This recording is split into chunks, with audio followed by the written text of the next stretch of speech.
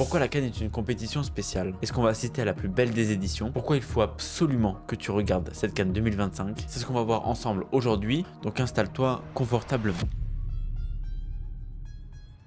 Après avoir vécu l'une des plus belles éditions en Côte d'Ivoire, on s'apprête à vivre une CAN qui va certainement pouvoir rivaliser avec elle, que ce soit sur ou en dehors des terrains. Avant de commencer, abonne-toi et active la cloche parce que cette vidéo est la première des 3 que je vais réaliser sur la CAN. Aujourd'hui, je vais te présenter la compétition dans son ensemble, je vais te vendre cette CAN 2025 et très vite, tu auras une autre vidéo sur les favoris et outsiders de la compétition et ensuite une troisième qui va parler notamment des joueurs les plus attendus de la compète. Donc prépare-toi, il y a du lourd qui arrive et sûrement des arguments qui risquent de te surprendre.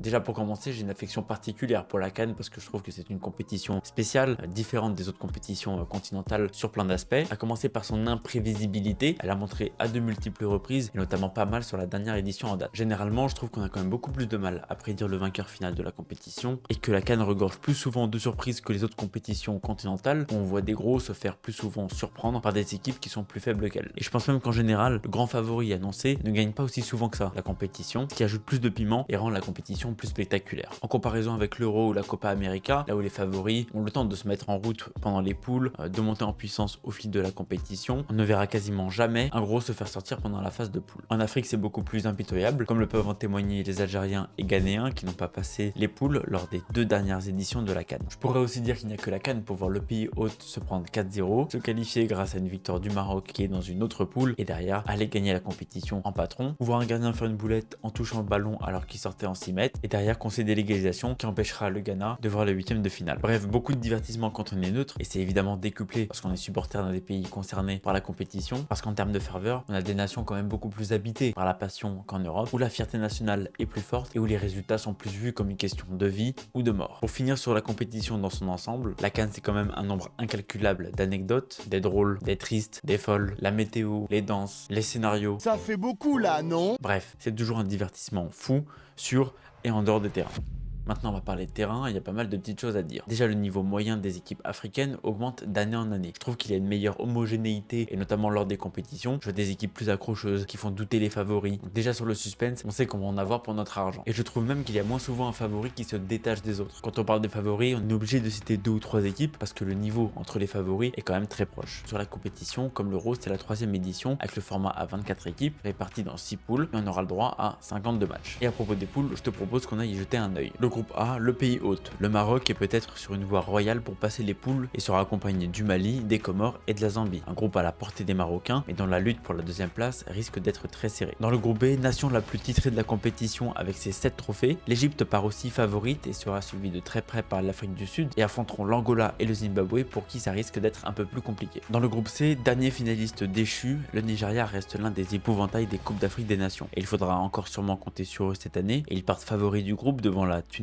la Tanzanie et l'Ouganda. Dans le groupe D, vainqueur en 2021, le Sénégal reste toujours parmi les favoris de cette compétition. Il devra affronter la RDC qui après une CAN 2023 réussie essaiera pour la 3e fois au 21e siècle d'atteindre les demi de la compétition. Les 2 équipes semblent être au-dessus des 2 autres adversaires que sont le Bénin et le Botswana. Groupe E, après 2 échecs cuisants, l'Algérie ne peut pas enchaîner une 3e CAN en ne passant pas les poules. Et elle aura fort à faire dans ce groupe très équilibré avec le Burkina Faso et la Guinée équatoriale qui semblent être les adversaires pièges parfaits et le Soudan pour qui sortir des poules risque d'être une marche un peu trop haute. Enfin le groupe F, et c'est certainement le groupe le plus relevé de la compétition, les champions d'Afrique en titre que sont les Ivoiriens devront affronter le Cameroun, le Gabon et le Mozambique, même si ce dernier ne semble pas avoir les armes pour passer les poules. Voilà ce qui nous attend pour cette CAN, du moins pour la phase de poule. Il y a déjà quelques petites affiches, moi personnellement j'ai déjà un peu hâte. Et pour finir de répondre à la question pourquoi il faut absolument regarder cette CAN 2025, comment ne pas parler du pays hôte dans son ensemble, le Maroc.